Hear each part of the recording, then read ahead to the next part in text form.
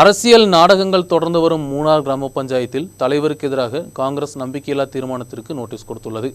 எல்டிஎஃப்பை சேர்ந்த ஜோதி சதீஷ்குமாருக்கு எதிராக காங்கிரஸ் நம்பிக்கையில்லா தீர்மானத்திற்கான நோட்டீஸ் கொடுத்துள்ளது.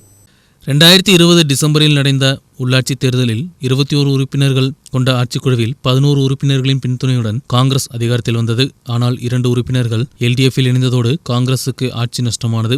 எல்டிஎஃப்பில் இணைந்தவர்களுக்கு பஞ்சாயத்து தலைவர் மற்றும் துணைத் தலைவர் பதவியும் கிடைத்தது. தொடர்ந்து 2 எல்டிஎஃப் உறுப்பினர்கள் காங்கிரஸில் இணைந்தனர். இதைத் தொடர்ந்து காங்கிரஸ் பஞ்சாயத்து தலைவருக்கு எதிராக நம்பிக்கையில்லா தீர்மானம் கொண்டு வந்த போதும் தோல்வியடைந்தது. இதோடு எல்டிஎஃப் ஆட்சியை தொடர்ந்தது. ஆனால் தொடர்ந்து துணைத் தலைவருக்கு எதிராக காங்கிரஸ் நம்பிக்கையில்லா தீர்மானம் கொண்டு வந்தது. தொடர்ந்து பஞ்சாயத்து துணைத் தலைவர் பதவியை காங்கிரஸ் பிடித்தெடுத்தது. காங்கிரசின் புகாரை தொடர்ந்து எல்டிஎஃப்பில் இணைந்த 2 பஞ்சாயத்து உறுப்பினர்களை தேர்தல் ஆணையம் தகுதி நீக்கம் செய்தது. 6 மாதம் நிறைவு பெறும் நிலையில் எல்டிஎஃப்பை சேர்ந்த ஜோதி சதீஷ்குமாருக்கு எதிராக காங்கிரஸ் ബ്ലോക്ക് ഡെവലപ്മെന്റ് அதிகாரிக்கு நம்பிக்கையில்லா தீர்மானத்திற்கான നോട്ടീസ് കൊടുത്തുള്ളത്. കഴിഞ്ഞ 6 മാസത്തിന് മുമ്പ് ഒരു വോട്ട് അസാധുവായതിനെ തുടർന്ന് സാങ്കേതികമായി ഭരണത്തിൽ തുടർന്ന മൂന്നാർ ഗ്രാമപഞ്ചായത്ത് പ്രസിഡന്റ് ശ്രീമതി ജ്യോതി സതീഷ് കുമാറിനെതിരെ ഇന്ന് കോൺഗ്രസിൻ്റെ അംഗങ്ങൾ കോൺഗ്രസ് പാർട്ടിയുടെ തീരുമാനമനുസരിച്ച് ഇന്ന് അവിശ്വാസ പ്രമേയത്തിന് ദേവളം ബ്ലോക്ക് പഞ്ചായത്ത് സെക്രട്ടറി മുമ്പാകെ നോട്ടീസ് സമർപ്പിച്ചിരിക്കുകയാണ്.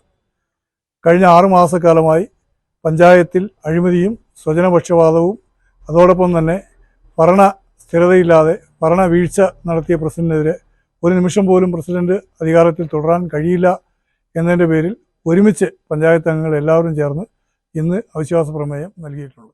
தற்போது 19 பஞ்சாயத்து உறுப்பினர்கள் உள்ள நிலையில் 11 உறுப்பினர்கள் பின்துணையுடன் காங்கிரஸ் வெற்றி கிடைக்கும் என்ற நம்பிக்கையில் உள்ளது. News bureau, Munnar.